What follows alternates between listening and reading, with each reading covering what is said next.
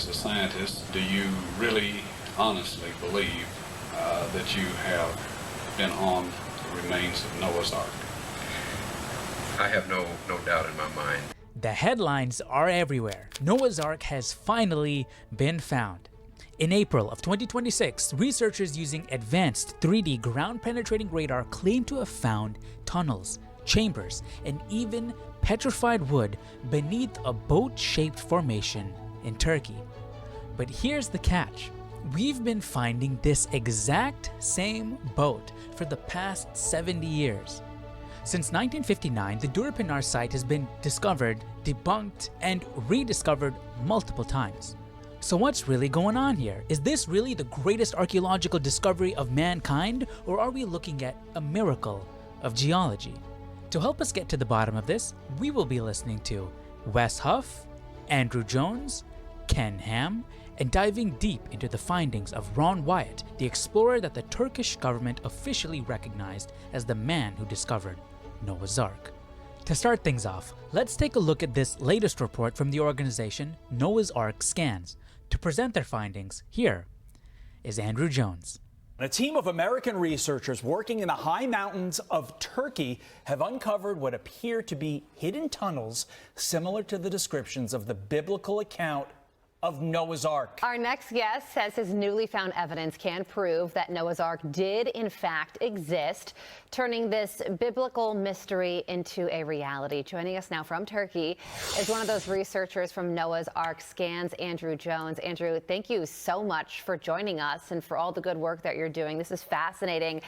Tell us about your findings that could prove the real-life existence of Noah's Ark. Thank you for having me on. Yes, greetings from the mountains of Ararat, where the Bible says the Ark landed.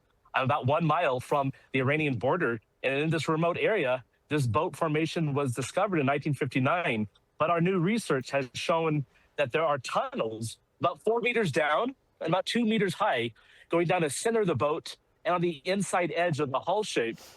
And so we really believe that this layout showing tunnels and also possible support beams and walls would suggest that it's a man-made object and not just a natural formation.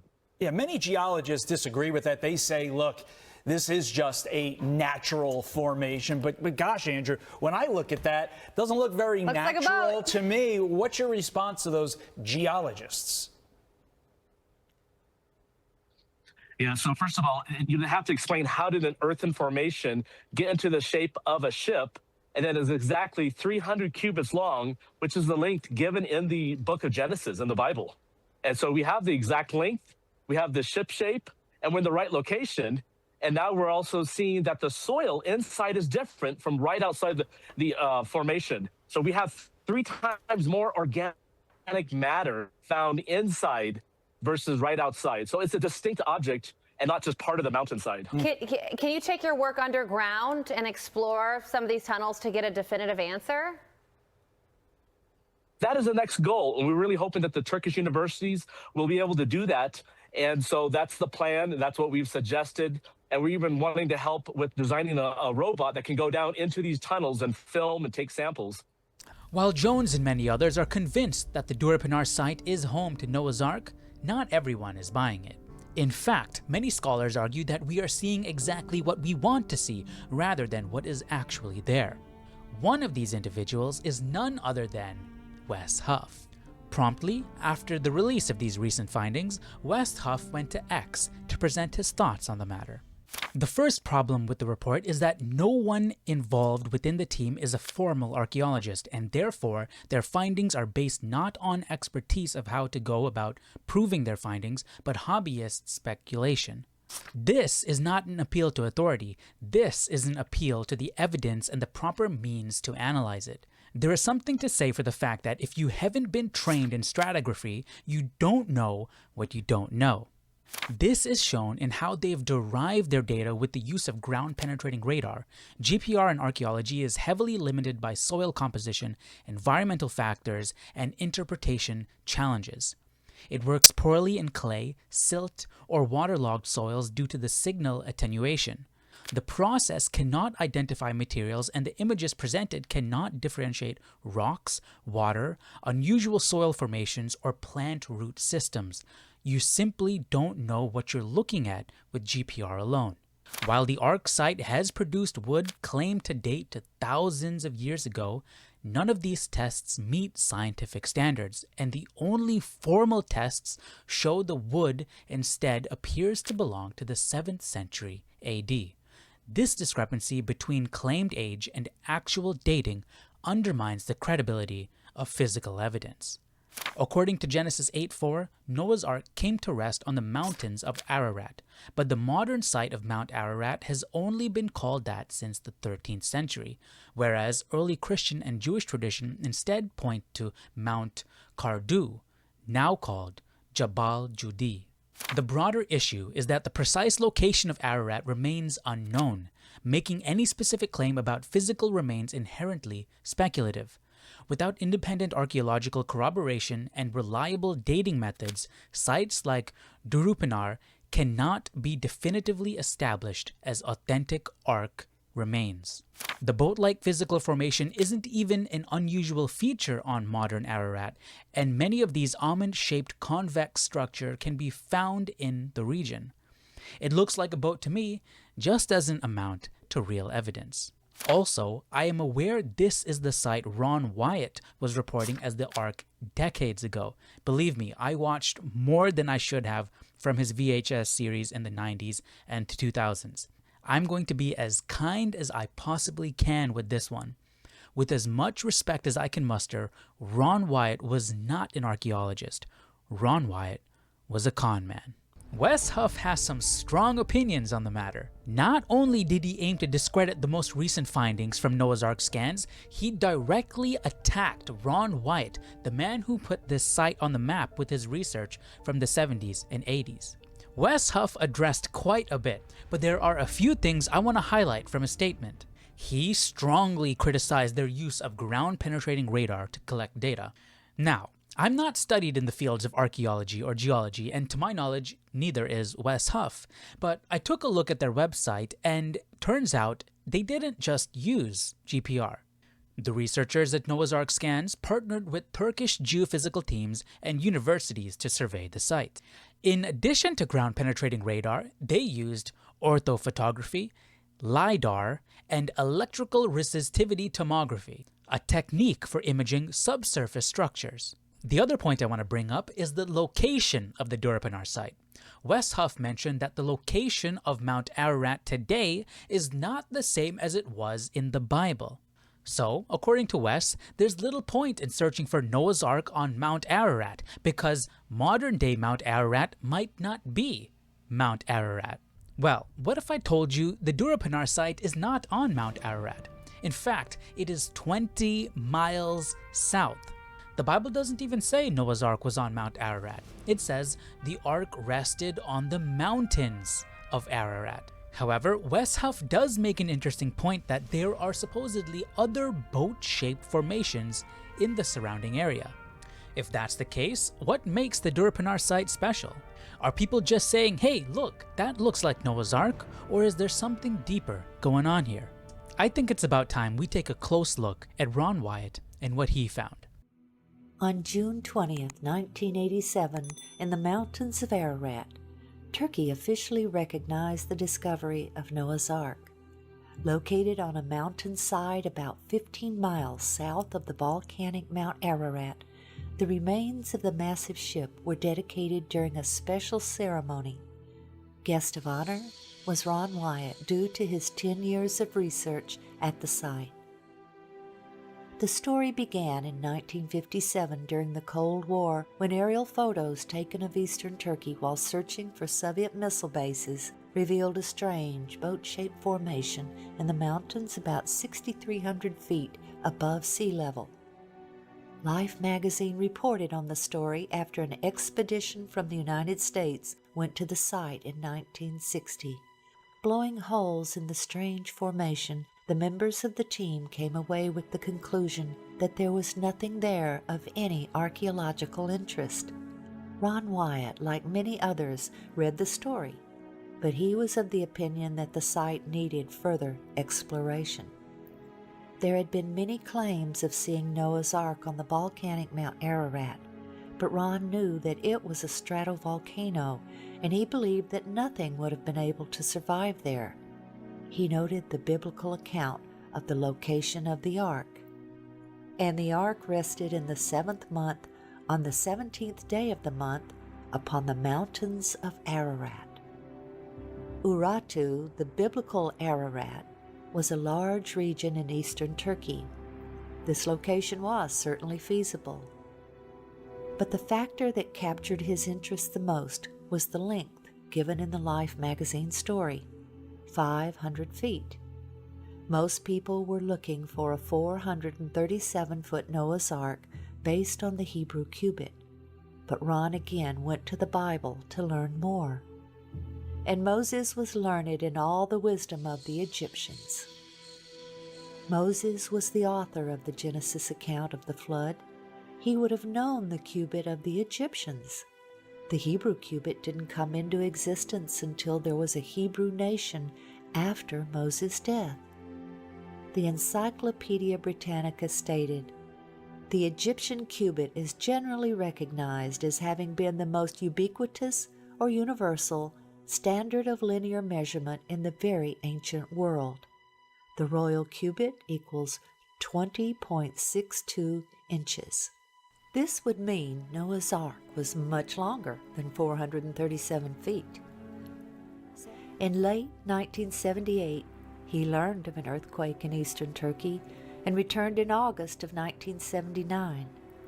When he arrived, he was overwhelmed by what he saw. The earthquake had dropped the soil around the object, and a large crack extended the entire length. He could see what looked to him like the remains of decayed rib timbers along the now exposed sides. Also, he was able to measure the depth of the debris and measure the length. It was 515 feet, or exactly 300 Royal Egyptian cubits. He was now convinced. He carefully combed the surface, looking for evidence that it was a shipwreck. He saw what he believed were petrified structures of an ancient ship whose deck had collapsed. He saw what looked like deck joists and deck support timbers. Of particular interest was the fact that the ship appeared to be impaled on a large outcropping of limestone. He concluded that this indicated that the ship had slid into the rock from another location. Before he made his first trip to Turkey, he had done an experiment in a nearby lake, building mountain configurations out of rocks and floating a boat model by them to see the reaction of the boat. He noted that a crescent shape caused the water to pull the boat into the crescent, where the boat remained and gently floated.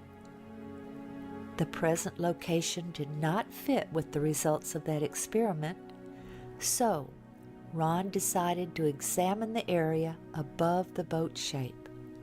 The site was in a moving mud flow, so he followed the mud flow up the mountainside. About 1.5 miles up, he found a crescent shape of mountains. He saw that the mud flow began up here. When he arrived near the top of the ridge, he found an ancient stele, like an ancient billboard, which depicted the boat shape, the familiar mountain ridge, several birds, and 8 faces within the boat shape. Clearly, this was a reference to the ship of Noah and its 8 survivors. He noticed a taller mountain peak on the stele that was no longer visible from that location. He concluded that it was a small volcano that had erupted long after Noah's Ark had landed, and that it had carried the ship down the mountainside about 1 mile, where it was impaled on the limestone outcropping, then covered in lava. The lava then encased the ship like a time capsule. Around this area that Ron believed to be embedded petrified wood, he found specimens of rock which looked very unique to him. He took several samples, along with several specimens from the boat shape below. Back home, he sent them for analysis. The results showed organic carbon, which indicated that the samples were consistent with decayed and fossilized wood. They also contained metals such as iron and aluminum. The analysis of the strange-looking rock Ron had found about 1.5 miles above the site by the bottom of the ship was clearly the most exciting. His initial analysis had shown it to be metals and not rock. In 1984, Ron met and became friends with Colonel Jim Irwin, the former astronaut. Colonel Irwin was searching for Noah's Ark on Mount Ararat, but he was very gracious and was interested in seeing the boat-shaped site. Ron had brought a metal detector to the site to see if there was a pattern of metal readings. In the presence of Colonel Irwin and others on his team, Ron employed the detectors. He found distinct metal lines down the entire length of the object, while no metal readings were obtained just outside of it. Ron asked Colonel Irwin, who had impressive scientific community connections, if he could have the strange specimen tested. Colonel Irwin sent the specimen to Los Alamos National Labs, where geophysicist John Baumgartner performed the analysis. Oh, look at that. Oh, well, wait a minute. Wait a minute, let me get a close-up of that. Kind of, You want my hand in there for? yeah, just to point at those little flakes of iron that are coming out, like right there. There and there. Huh. That's a strong reading.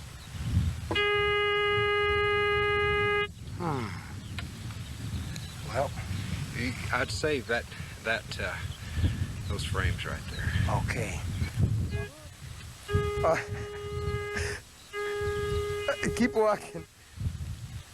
Do you want a measuring tape to measure these things, how far apart they are?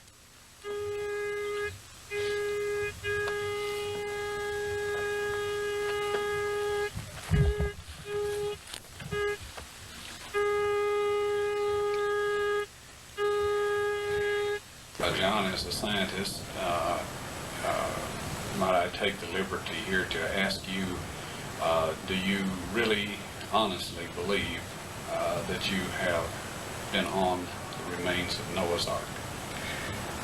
I have no doubt in my mind. This has to be a man-made structure. It's full of metal.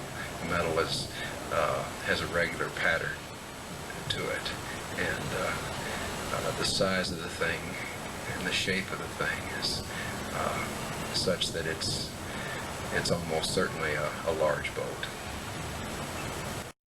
Dr. Baumgartner and Ron scanned the entire site with 3 different types of metal detectors. Placing rocks at each metal reading, they then attached tapes to show the lines. This exciting evidence also attracted the interest of ABC's 2020. The boat-shaped site was first found and photographed by a Turkish army captain back in 1959. It was quickly explored and dismissed as a freak of nature. But Wyatt, an amateur archaeologist, rekindled interest in it a few years ago. He brought in Dave Fassold, a marine salvage expert, to assess it. The Doomsday Mountain team brought in some high technology to explore the oldest legend of man. They began scanning their site with a molecular frequency generator. It's a device used by surgeons to pinpoint cancer tumors, and it's been used by Fassold to locate underwater treasure. This time, the molecular frequency generator began to pick up a unique pattern of iron lines beneath the earth. Okay, bring that one up. They began placing ribbons along those lines. The finished shape, outlined by the ribbons, was that of a huge ship, the approximate length and width of Noah's Ark, as described in the Bible. With the width and the length known, the only remaining question was depth. By locating the depth of the hull, they could determine if the boat-shaped object had the cargo capacity described in the biblical ark. To resolve this final issue, Wyatt and Fassel brought geologist Tom Finner to Turkey with his company's heavy-duty subsurface radar equipment. The Turkish government stopped the exploration. What now? Since we were there, Barbara, things have cooled down, and they've sent their own team of scientists in to take a look at this site. It's a very fascinating location. While Turkish scientists and archaeologists did their own research, Ron and his associates continued their work. The next step was subsurface interface radar. There's the longitudinal bulkheads. You ought to see them popping out, Ron. Yeah, there they are. Here. There's Yeah. another one. There's the key line right there. Yeah.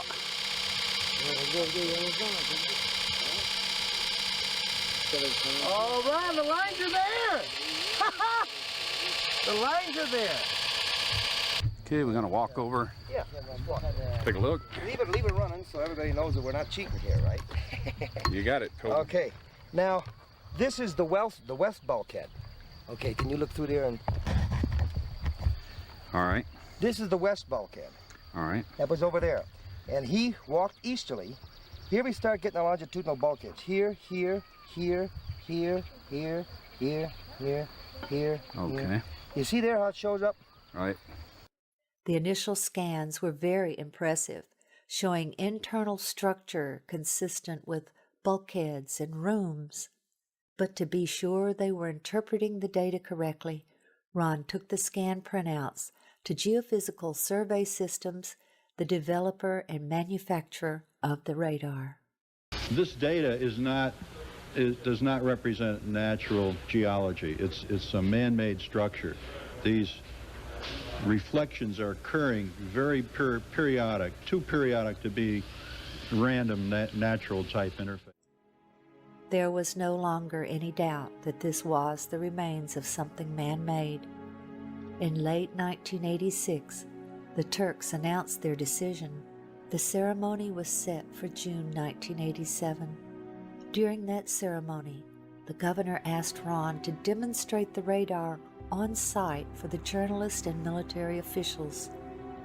When Ron showed them a readout that he said looked like an intact timber, the governor then instructed a soldier to dig right there. What emerged was this petrified section of fossilized hand-wrought timber. Sectioning showed it to be laminated wood, 5 layers of timber glued together with pitch, clearly visible oozing from the end. This fossilized specimen shows that rivets were used in its construction. Their analysis showed that they contained iron, titanium, and aluminum, among other things, very sophisticated alloys that would be resistant to water. Specimens falling out from the lower end of the ship, identified as slag by an expert in metallurgy, indicated to Ron that Noah filled the hull with slag material from his metal production of the fittings used to build the ARK. More complete radar scans revealed a ship, although damaged and collapsed in places, of very intelligent, modern design with a ramp system at the door which led to each level. If Ron Wyatt's findings are to be believed, that is incredible. The length and sizes there, they found evidence of the ribs of the vessel, compartments, man-made alloys, and so much more. It seems to me that there's a whole lot more going on here than hobbyist archaeologists saying, hey, that looks like a boat.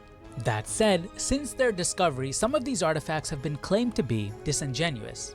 The petrified wood was labeled by experts as peridotite, a coarse-grained rock formed through the slow cooling of magma. Other findings, like the anchor stones and iron rivets, were claimed to be complete fabrications. So now the question is, was Ron Wyatt a liar?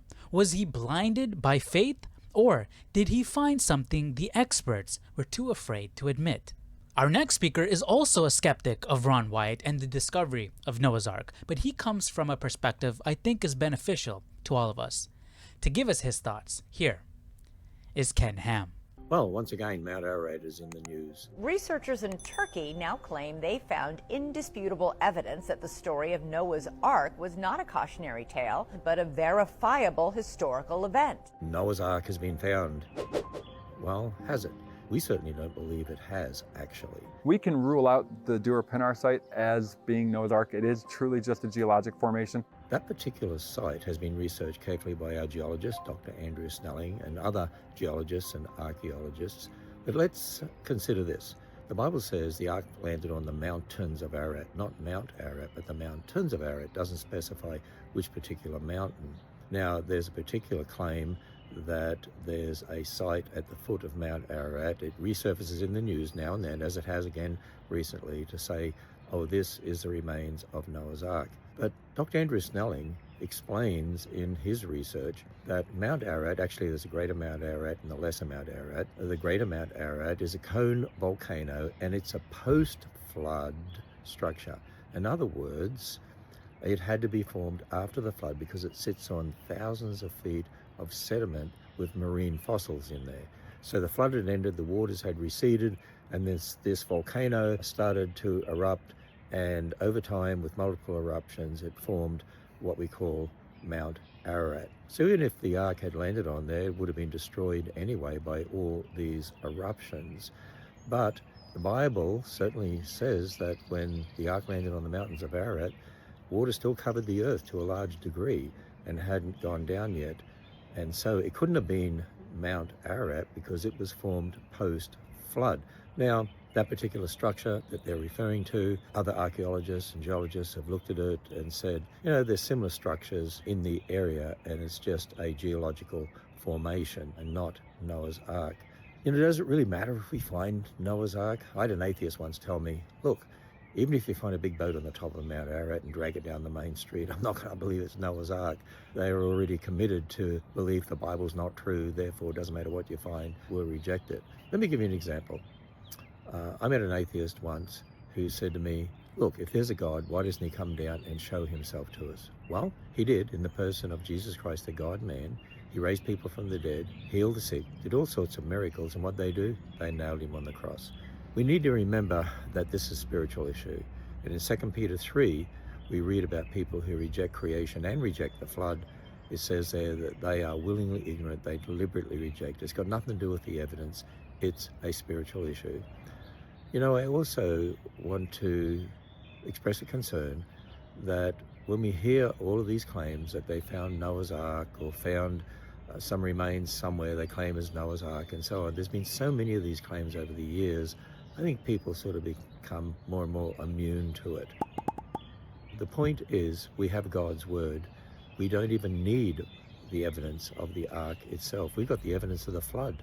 Thousands of feet of sediment with fossils covering most of the Earth's surface. The evidence for the flood is so obvious, and yet the majority of evolutionists would mock at the idea of a global flood. The majority of scientists mock at the idea of a global flood. Why would they believe Noah's Ark could be found, and even if there was a big ship found, that they would say, oh, that means the Bible's true? No, they wouldn't do that. They would reject the Bible and they'd have some other explanation. Well, it's a spiritual issue. We've got to remember that. But it's true. If Noah's Ark was found, it'd be the greatest archaeological discovery of all time, I think. But you know what? We don't need Noah's Ark to convince us that the Bible's true. According to Ken Ham, it doesn't matter if we find a single splinter of wood or not. The ark could have been dismantled for building material for all we know. For Ken Ham, the evidence isn't a boat in Turkey. It is the Word of God. That is all we need. The ark is a shadow of Christ, a vessel of salvation, whether it's still sitting on a mountain or not. So what do you think? Based on what we discussed today, is the Durupinar site the location of Noah's Ark? Is it a natural geological formation, or does it not really matter at all? Let me know all of your thoughts down below in the comment section, and I will see you all in the next video. Take care. Bye-bye.